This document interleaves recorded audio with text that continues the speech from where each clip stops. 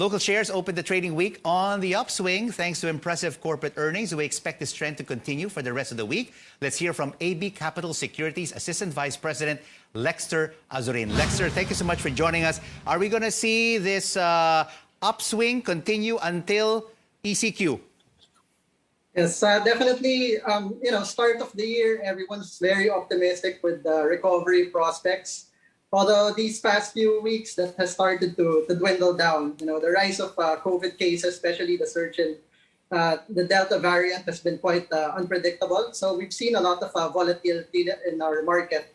So I guess I would attribute this recent rally, sort of a relief rally in the market in anticipation of the second quarter earnings results, but definitely not a convincing one, especially the value turnover was only about 3 billion pesos, which is one of the lowest we've had as we approach near the ghost month for this week.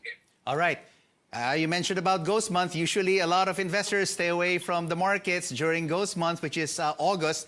And of course, we'll be taking a look at three stocks. The first one is Globe. It closed today at 1,900 pesos per share, 52-week low at 1,796, 52-week high 2,200. Why do you like this stock? Yes, well, definitely Globe, I would consider it more on a defensive play, especially with the ongoing pandemic. We expect data-related on its mobile in the home broadband segment has been quite pandemic-proof, and we've seen that in the past few months. And on top of that, dividend yield is quite attractive. Currently at this level, you can expect at least 5.4% dividend yield on this year's earnings and about 5.7% for 2022. And of course, for Globe, we expect some windfall also from the recent successful, capital raising also from GCash. So we expect, the telcos to benefit from this recent, surge in uptick in COVID cases. What about Aboitiz Power? Closed today at 23 pesos per share. Its 52-week highs, 28 pesos and 60 centavos, 52-week low, 20.50. It's right there in the middle between its high and its lows. Yes, definitely. AP is actually one of our picks in the power sector. It serves as a cheaper alternative to the renewable play. It's only trading at 11 times PE, significantly discounted to its historical means and even its peers. We like it. It's the second largest power generation and as well as distribution. In terms of balance sheet, that's quite healthy, given that dividend yield is quite attractive at around 3.9%.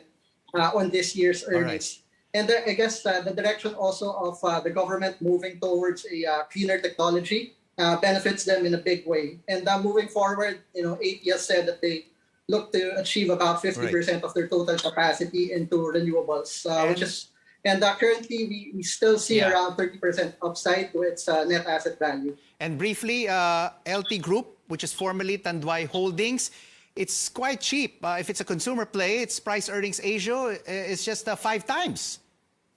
Yes, that's right. The recent we think that the recent sell-off on this stock is primarily because of speculation that it might be removed from for the next rebalancing, which is scheduled in fact this month. And we actually view this short-term sell-off as an opportunity to accumulate at these levels. And you're right, it's only trading at 4 times PE. It's about 50% discount to its book value, about 2 times, 2 times standard deviation below its historical means. And if you look at its actually business segments, such as the tobacco and liquor, relatively it's quite resilient during this pandemic, which is why LTG is one of our picks for this year. There you go, Lexter Azurin's recommendations: Globe, Aboitiz Power, and LT Group. Thank you so much for joining us on Buy, Sell, Hold.